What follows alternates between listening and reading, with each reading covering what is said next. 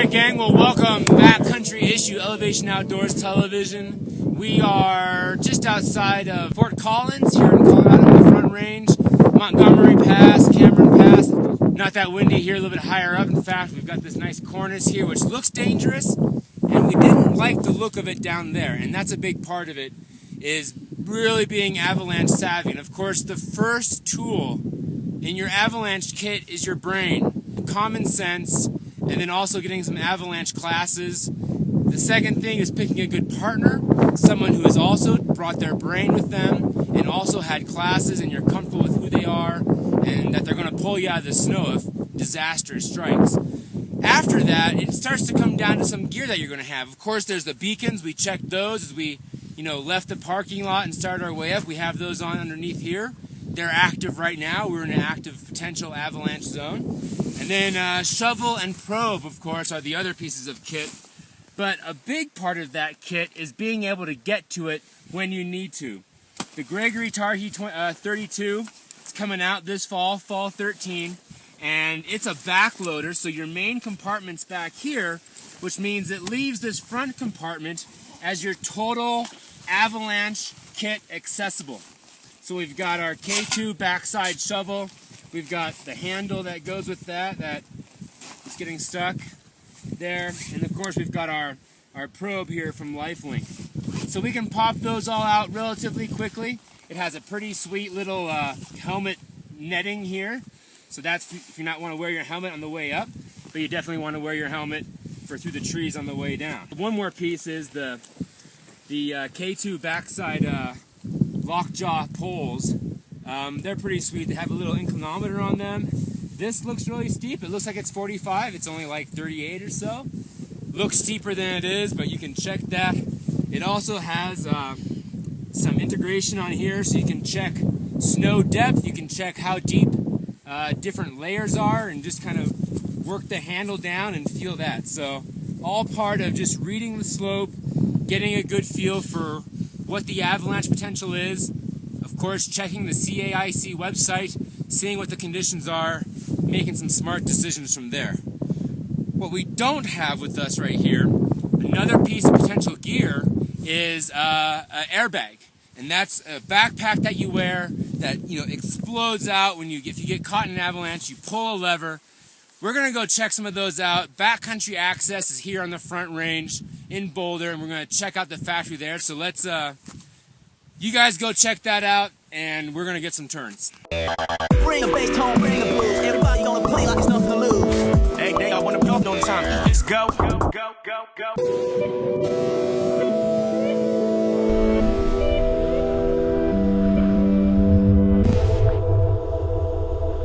Hey, this is Doug Schnitzbahn, editor of Elevation Outdoors magazine, and I'm here today with Bruce Edgerly, who's the co-founder of Backcountry Access, which is a Boulder-based company that builds gear for snow safety and backcountry travel.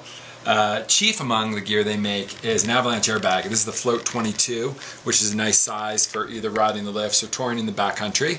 And Bruce is going to tell us a little bit about exactly what an avalanche airbag is and how it works.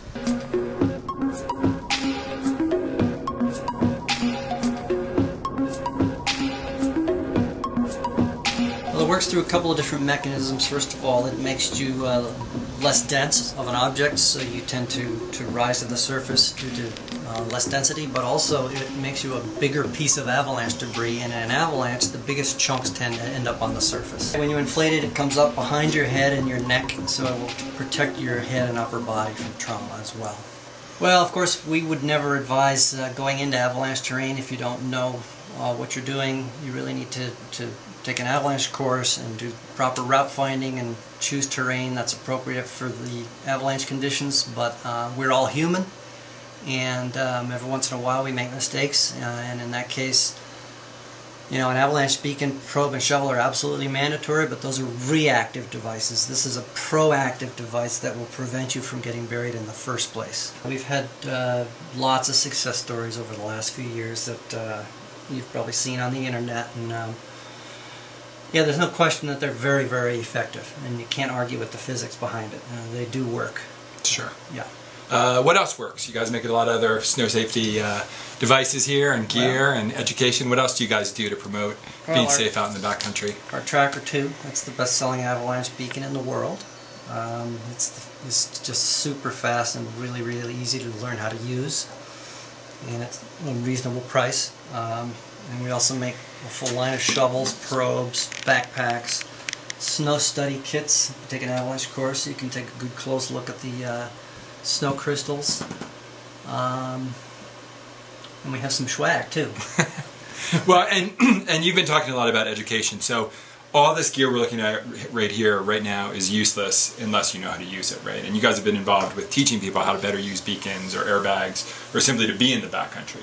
Yeah, I mean, just a couple of things that we've developed over the years that we call educational infrastructure. That beacon checker over there, ski areas are putting up at access gates to check and make sure that people's beacons are turned on when they go out there. We have something like almost 100 beacon training parks set up in North America where people can practice with their beacons, and we've done a ton of somewhat groundbreaking research on shoveling, for instance, strategic shoveling, and human factors involved in avalanches. And you'll see that next year we're coming out with a two-way radio related to that research.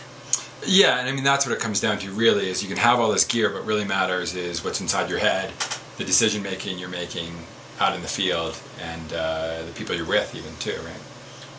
No question, it's all about what's in this piece of gear that makes the difference. You know, sure. That's the most important piece of equipment, and we do everything we can to surround our products with educational tools. So if anybody ever is interested in learning more, go to our website and just look up the education page, and there's all kinds of resources for finding workshops and clinics and avalanche centers. All right, well, I want to know how this piece of gear works right now. So can we give this a shot? Can I blow this up right here? You sure can. All right, and this is the trigger. Yeah. So now if I'm skiing, I'm going to want to have this out and ready. Yeah. And all of a sudden, here I go. I'm going down in a slide. I'll pull it immediately.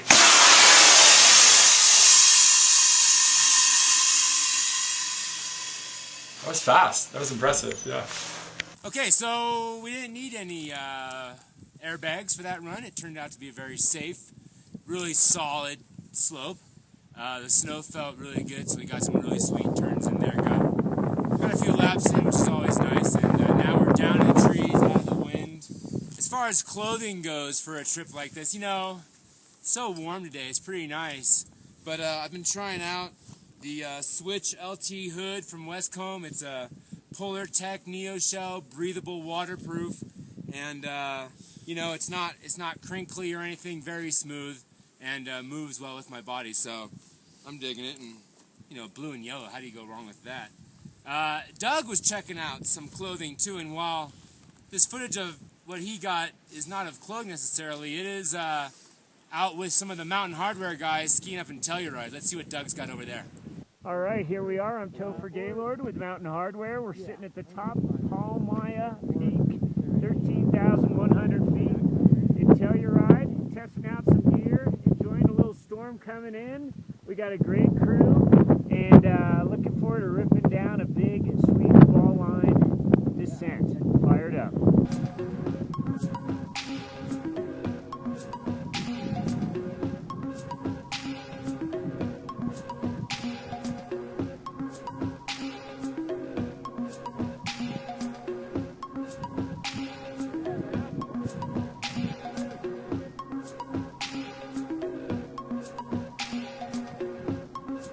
So welcome to Namibia. It's a different kind of backcountry action here. We've got dune sliding, dune boarding, throwing down a piece of wax plywood here, and getting a good shove down the slope. It's you know, you still got to earn your turns here, but you don't really turn very much. We're hoofing it back up now, and you slide out pretty far on that. So, you know, when you're tired of the snow and the cold, you always have the option of coming to Namibia, or, you know, really any sand dune will probably do. but it's kind of fun to be in Africa. Backcountry, Africa style. We're getting on it. How fast are we going? 80 per hour. So if you want to go slow, just Kilometers. put it in the sand. Say that again? If you want to go slow, pull your feet in the sand all the way down. Does he know how to steer that thing? Yeah, Keep up. just with my feet. Okay, keep up. Oh, you're gonna push me now? Ah! Ah! Ah! Whoa. Jesus. Well, friends, that there definitely wraps it up. Made it all the way out. Good skiing through the trees. Yeah, again, really thick. So, yeah, good times there in Namibia. Sandboarding, sand sledding. Not quite what we expected, but yeah. So that's it for our backcountry episode here. Just a few things to leave you with. Remember, the first and most important thing is getting trained up, getting some AVI classes in, and then the gear is all secondary. But to that, one thing I forgot to mention was how cool that K2 backside shovel is, in that the shovel blade, the shafts, and all that convert your skis into a sled. So you use your poles as a cross beams, and then the shovel blade is your seat, and hopefully that'll help you get out of there. The one trick though is you need to have holes in your ski. You may have seen people with holes in the tips and tails of their skis, and that's what those are for. This has the wing nuts right there in the handle. So anyway, good safety tip there. And you know, I gotta say, this Westcomb jacket took a beating there through the trees, and the outer fabric and the neo shell did a great job holding on. So anyway, that's it. I think mountain biking is next. We're heading out to western Colorado for some of that, getting out in the heat and the trails. See you there.